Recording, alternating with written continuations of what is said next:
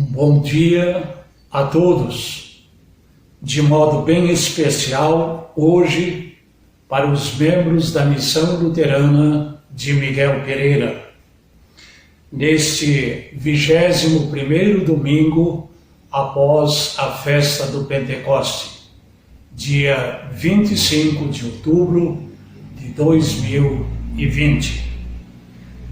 Graça e paz vos sejam multiplicados da parte de Deus, o Pai, da parte de Jesus Cristo, o Senhor, e da parte do Santo Espírito, o Consolador. Amém.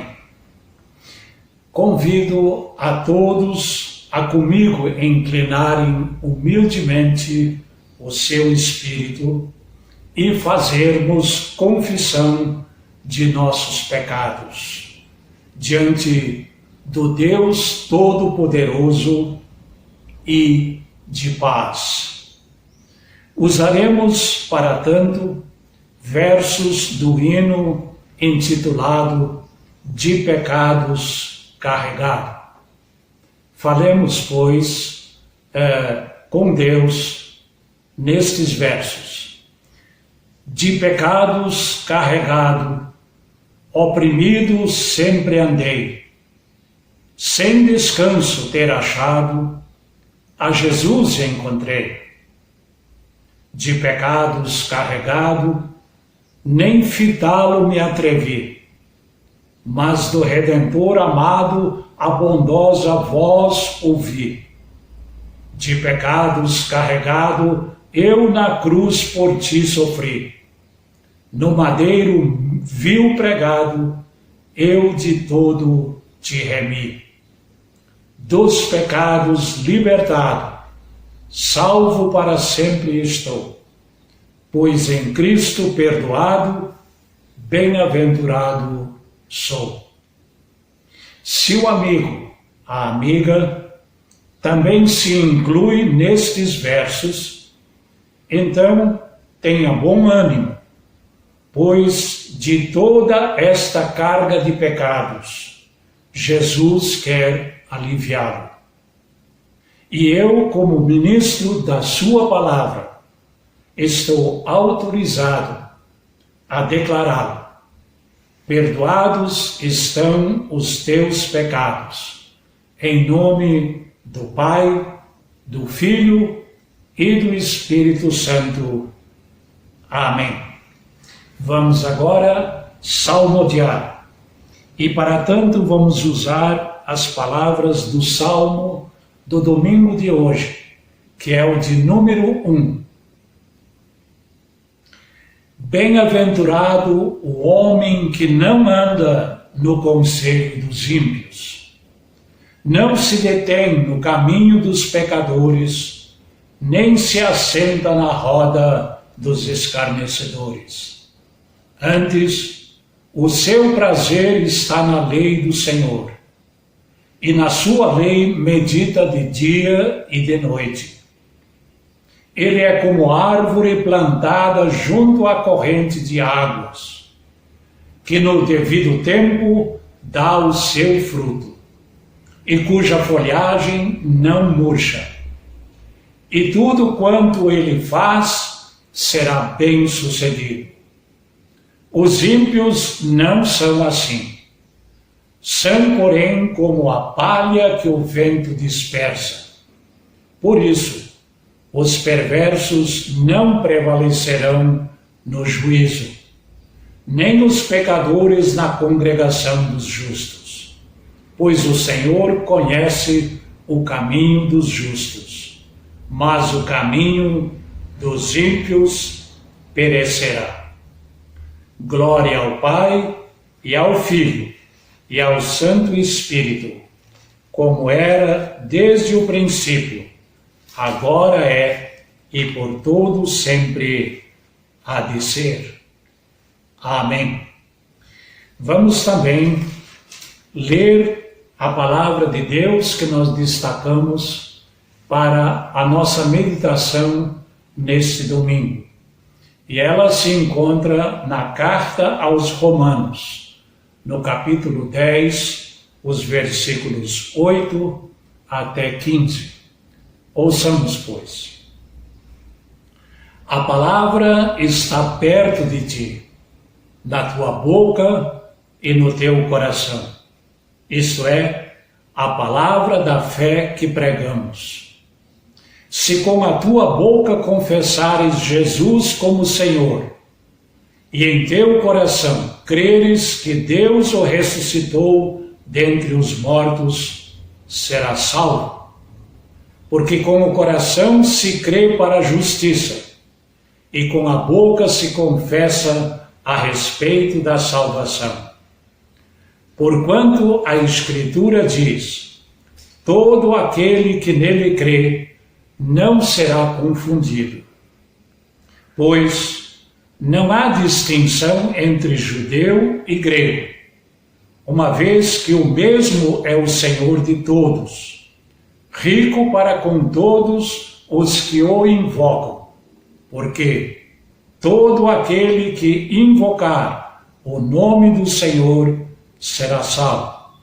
Como, porém, invocarão aquele em quem não creram?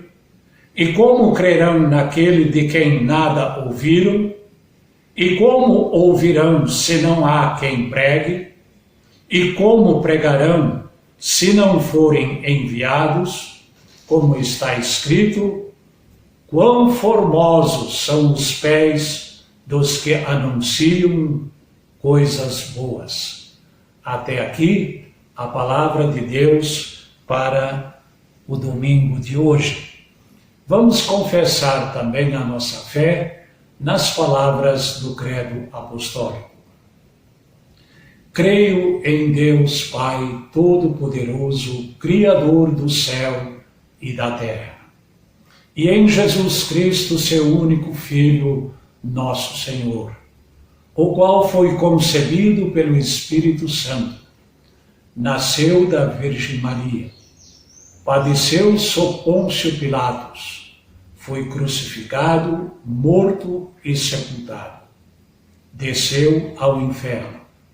Ao terceiro dia ressuscitou dos mortos, subiu ao céu e está sentado à direita de Deus Pai Todo-Poderoso, de onde há de vir para julgar os vivos e os mortos.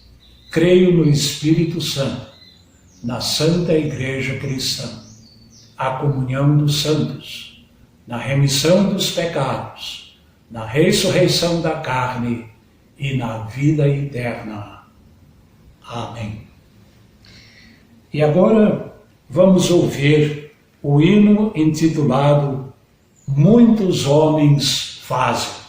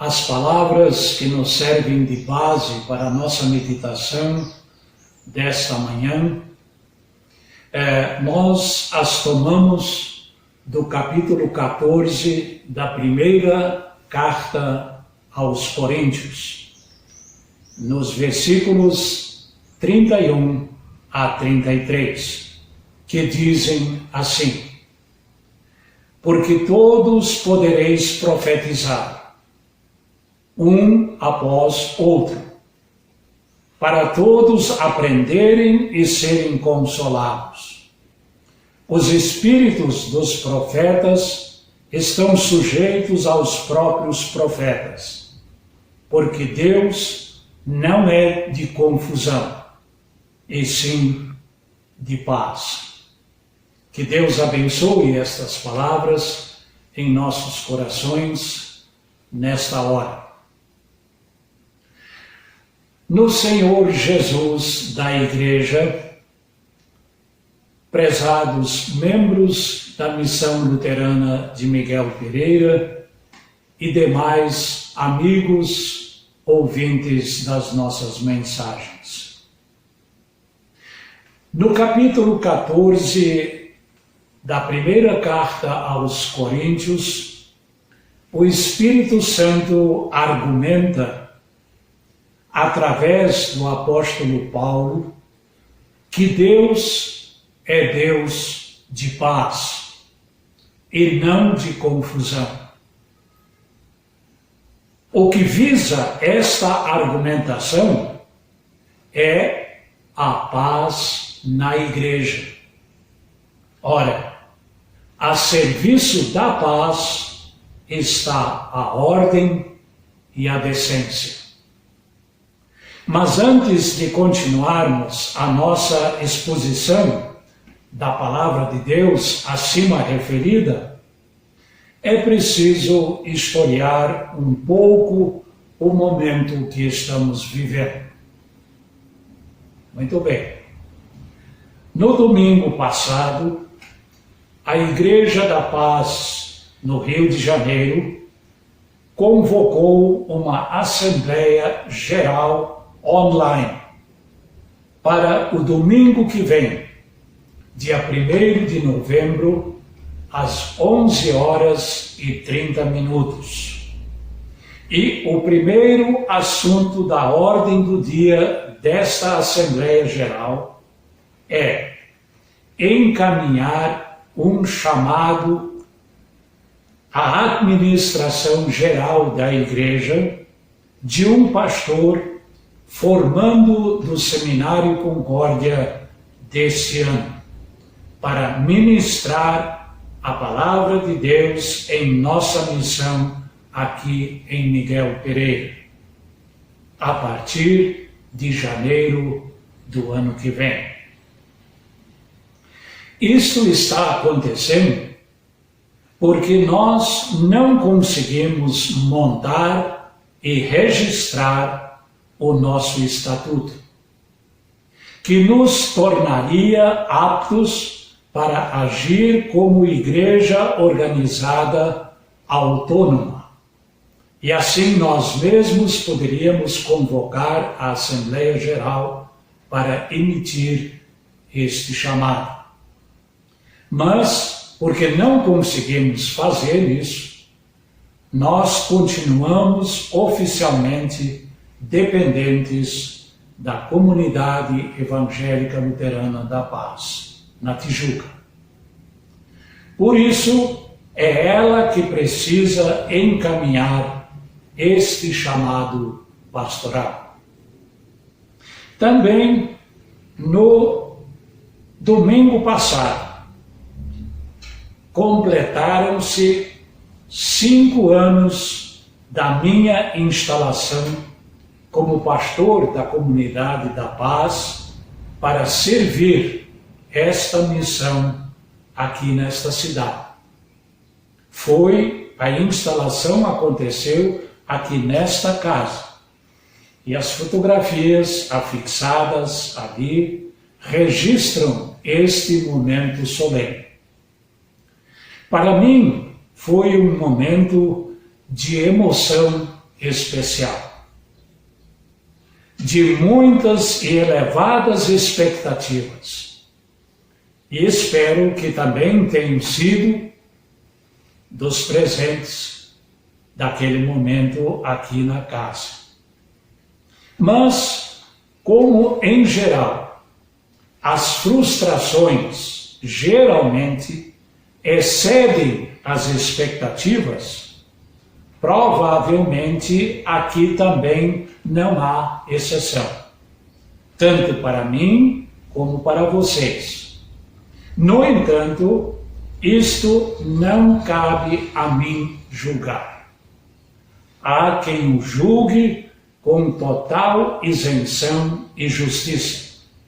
Submetamo-nos, pois, a ele. O que realmente está em pauta agora é a paz na igreja, também na comunidade local.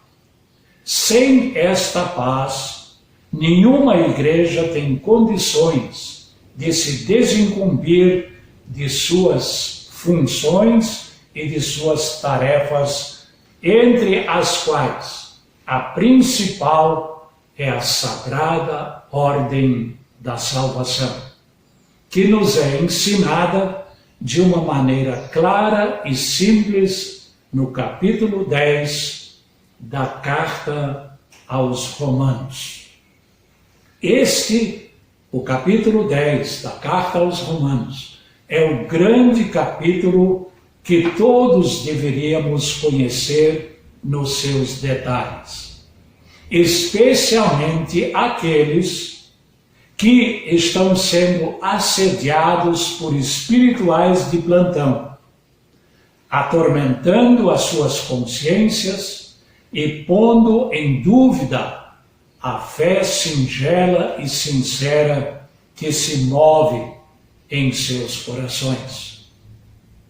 Vamos então ao primeiro e grande objetivo do apóstolo, quando ele faz a sua apologia da ordem e da decência nas reuniões da igreja e a sua administração, no capítulo 14 da primeira carta aos Coríntios.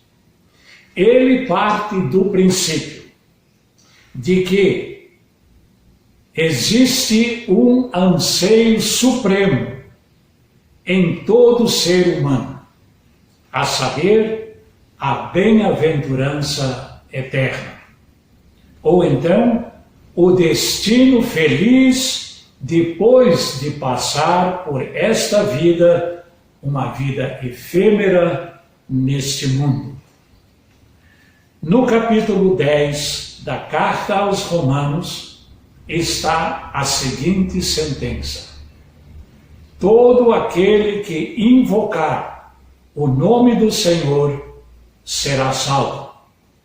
Este é o grande anseio, ser salvo. Mas para se chegar a esta invocação do Senhor, existe um caminho a ser trilhado, que nós conhecemos como a ordem da salvação. E esta ordem da salvação nos é apresentada por meio de perguntas retóricas. Vamos mais uma vez citar a sentença lá do capítulo 10. Todo aquele que invocar o nome do Senhor será salvo. Como, porém, invocarão aquele em quem não creram? E como crerão naquele de quem nada ouviram? E como ouvirão se não há quem pregue? E como pregarão se não forem enviados? Em outras palavras, o conteúdo destas perguntas é mais ou menos o seguinte: para se invocar a Deus, é preciso nele confiar como seu Salvador e Pai. E para tanto, é preciso ouvir e aceitar a sua palavra, que é o meio que Deus usa para criar e fortalecer a fé no coração de qualquer um de nós. E só se pode ouvir do próprio mensageiro de Deus, que precisa ser enviado.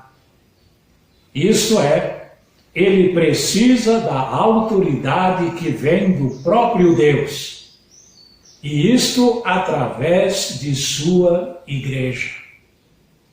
Esta igreja se reúne e celebra ao Senhor, e anuncia o seu santo evangelho. E para que este evangelho chegue aos ouvidos e então aos corações, é preciso que haja ordem e decência. É neste ambiente que é celebrada a paz. Na igreja de Corinto, reinava era confusão. E esta confusão perturbava o culto a Deus. E, consequentemente, perturbava também a pregação do Evangelho Salvador. Paulo não proíbe nada, a não ser a tagarelice de mulheres histéricas. Ele não proíbe nada, mas exige ordem e aponta para a prioridade no culto. E a prioridade no culto é o profetizar. E profetizar significa estar na frente do povo e fazer brilhar a palavra do Senhor. Assim como fizeram os profetas do Antigo Testamento. Eles recebiam a mensagem de Deus e a qualquer custo a passavam ao coração do povo através do ouvido.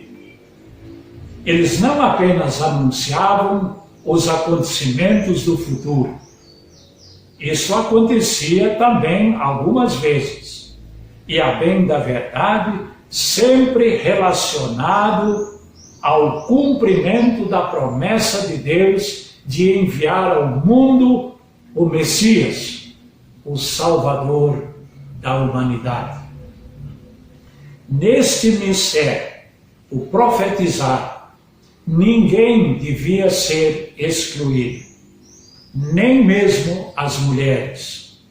Pois, como vamos explicar a menção honrosa e carinhosa na Bíblia de profetisas como, por exemplo, Miriam, Débora, Hulda, Noádia, Ana, as 4 donzelas filhas de Filipe, aquele dos diáconos escolhidos pelos apóstolos, que o Espírito Santo usou para a conversão do tesoureiro da rainha Candace da Etiópia.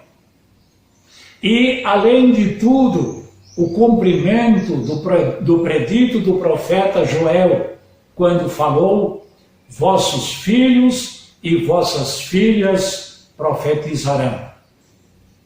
O culto da igreja tem objetivos claros e nobres. E o primeiro de todos é a invocação do nome do Senhor. Em segundo lugar, vem a edificação espiritual. Em terceiro lugar, o consolo dos sofredores. Em quarto lugar, para tudo isso, o profeta é responsável pelo controle do seu espírito. Isto é, a profecia ou a mensagem é controlada pelo ensino da Bíblia. E, em quinto lugar, a preservação da ordem da salvação. Nada disso pode ser atingido se o povo não ouve a palavra, ou não a entende, ou não a aceita. Daí a necessidade de regras. E estas regras formam a Constituição, ou então o Estatuto das Igrejas Organizadas. E o mais importante, naturalmente, desta Constituição é a sistemática do ensino bíblico. Esta sistemática aparece em primeiro lugar na forma dos 3 credos universais do cristianismo, tendo como o mais conciso e mais conhecido o credo apostólico. As demais confissões, como por exemplo, os catecismos, a Confissão de Augsburgo e as demais, são tentativas de explicitação dos fundamentos da fé presentes no credo apostólico. Além disso, temos regras que orientam o bom andamento dos nossos cultos e também o bom andamento da administração das nossas igrejas. Estas regras muitas vezes não passam de costumes locais, mas sempre visam a ordem da salvação. Pois todo o que invocar o nome do Senhor será salvo. Como, porém, invocarão aquele em quem não creram? E como crerão naquele de quem nada ouviram? E como ouvirão se não há quem pregue? E como pregarão se não foram enviados? Como está escrito, quão formosos são os pés daqueles que anunciam coisas boas. Meus prezados irmãos, minhas prezadas irmãs, este é o motivo porque estaremos em Assembleia Geral, domingo que vem, às 11h30. Lembrem todos desta hora. O nosso amigo Gabriel vai postar o link onde vocês podem clicar para estarem presentes nesta Assembleia, a fim de que haja ordem e decência, e que nesta ordem e nesta decência reine a paz, na minha substituição, no chamado de um pastor que está por vir. E que Deus nos abençoe neste processo. Vamos orar. Senhor Deus, Pai Celestial, agradecemos-te por podermos ouvir o Teu Evangelho. Nele encontramos a Tua vontade e vemos o Teu Filho Jesus Cristo. Tudo com os nossos olhos da fé. Rogamos a Tua misericórdia que nos queiras preservar à luz de Tua palavra, guiando nossos corações de tal maneira que nos agarremos nesta palavra, que nos conduz à salvação eterna. Senhor, no domingo que vem, esteja presente naquele momento formal de chamado de um obreiro para a Tua seara, nesta cidade. Dirija os incumbidos do processo, para que haja um escolhido homem do teu coração. Preserve todo o trabalho que foi feito até aqui em teu nome entre nós, para o nosso bem e para a tua grande glória. Apresentamos aos teus cuidados a nossa irmã Dulce, que está enferma. Que a tua mão consoladora a liberte de medo desnecessário e restaure-lhe a saúde para a sua e nossa alegria e para louvor a ti eternamente.